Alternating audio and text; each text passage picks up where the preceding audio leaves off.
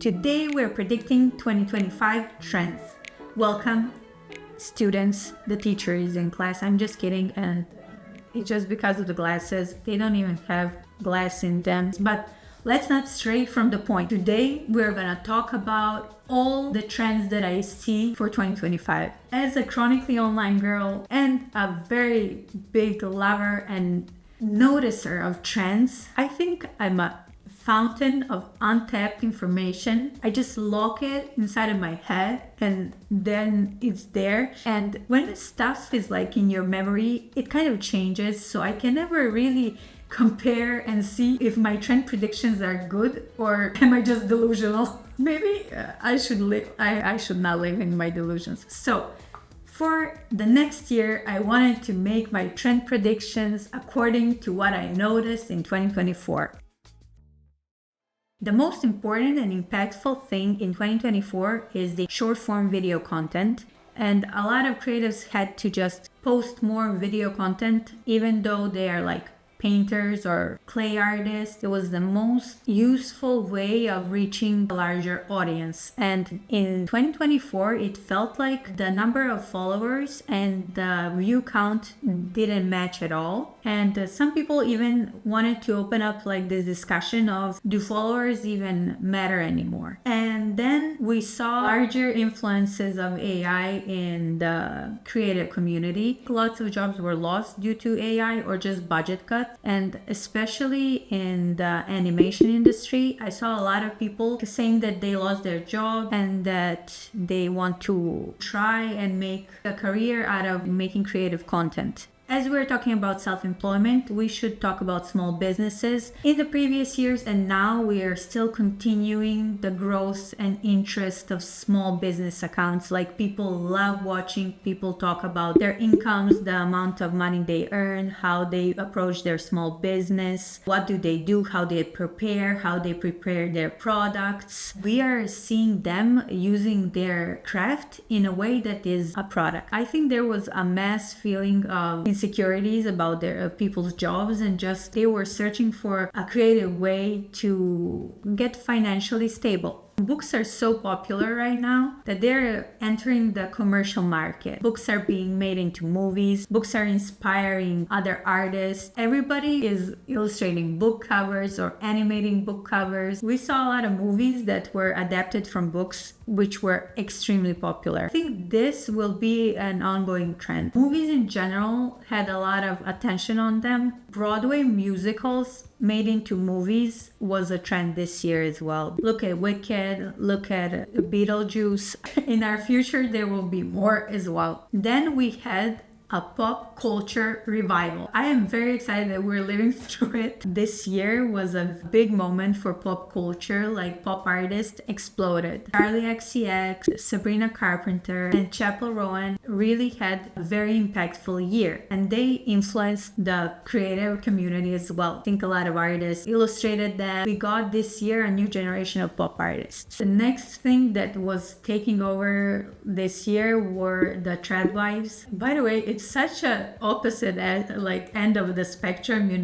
like pop culture and trad wives, but they all happened this year. And I think the trad wife movement has its roots in cottagecore aesthetics and baking and everything homely, and then from all of these things we gotten the trad wife effect. To me, these two aesthetics were like very strong this year, and that is the coastal grandpa grandma vibe and the mob wife aesthetic. So when it comes to social media and long form content, essays about culture, fashion, the things that are happening in pop culture were very popular this year. When it comes to illustration, I saw a very big interest in traditional art. People, due to AI, are really interested in traditional art and trying to steer away from anything that is so digital. Even digital artists started approaching their art in a way that has more textures. And I think it's not a new thing, but this year it was very prevalent. The atmosphere. For 2025, the atmosphere will be very productive.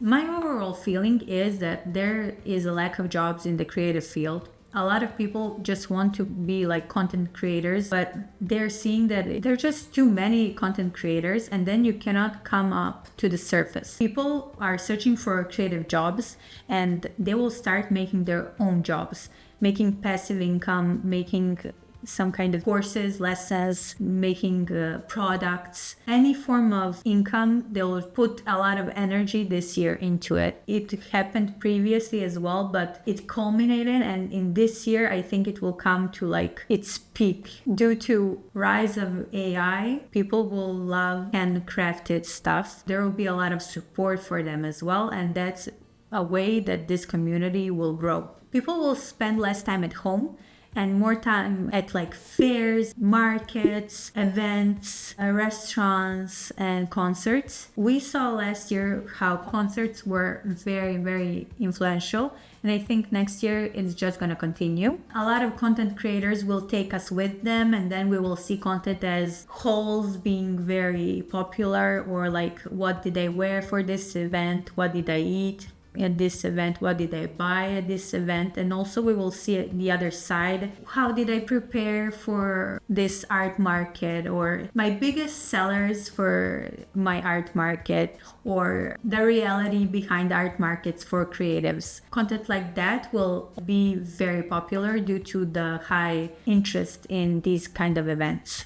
When it comes to lifestyle, I think we reached the peak for this perfect everyday routine. People will be searching for more realistic routines and people who live lives that are more attainable. I think everybody's over the 5 a.m. morning routine, Pilates people, marathon runners. The average person is not a marathon runner, cold plunger, or anything like that. I think it was a very interesting subject, but it was oversaturated, and I think we're going in a more realistic routines that are focused on calming and nourishing, but we will see. Aesthetic number 1. Dolls, especially vintage dolls. Everything vintage dolls, doll-like, will trend next year. And I think we can see it very strongly throughout this year, how it's building up for it in the next year. Let's start from the main source, which are Pinterest predictions. Pinterest does these every year, and I think they're very accurate, and I do agree with this prediction. Dolls are gonna be the it factor next year as well. Then look at Sabrina Carpenter. As I mentioned, she was like the it girl in 2024. Look at her. Look at the Tiny Desk concert that she did. She is basically dressed as a doll. Her hair gotten bigger. That even caused a controversy, like, is she wearing a wig or not during her concerts? Her outfits are very doll-like, and her heels that she wears from these high pumps, that are very doll-esque, or these little 50s inspired Mary Janes that are screaming doll to me. She's small, so she's also kind of doll-like, and I think she's going in this aesthetic very much. Then we have the puppet TikTok trend with people telling their embarrassing stories through this puppet.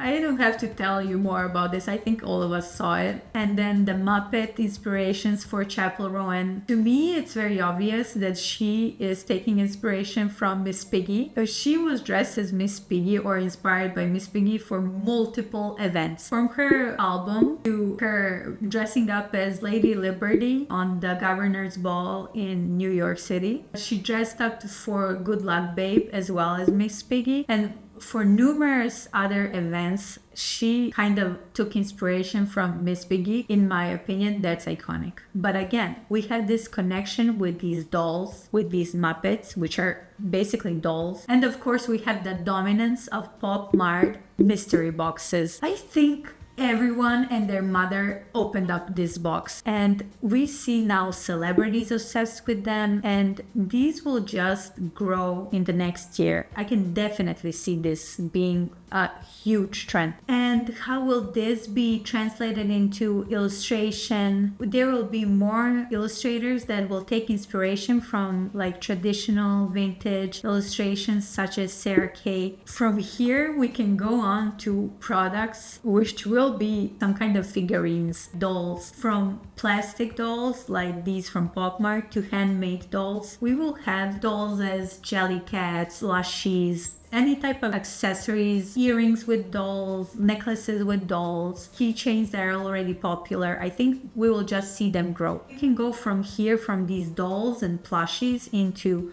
charms. Everything charm and trinket.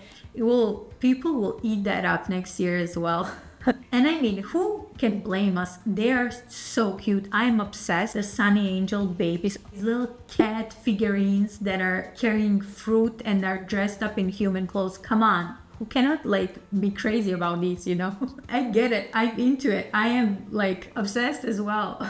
In 2024, there was an influx of romance books, and in 2025 I think there will be even more romance books. And then aesthetic number 2, nostalgia in all shapes and forms. What does that mean? I think it ties to the first aesthetic, which is vintage doll aesthetic, but now we're more focused on nostalgia mixed with everything. We will see a modern day world with a spark of nostalgia in it. Just think of the new Superman movie that's going to be released next year. It's a modern day story, but it has a very vintage feeling to it. Then Karate Kid, then Wallace and Gromit. All of these movies that are announced have this nostalgic aspect to them.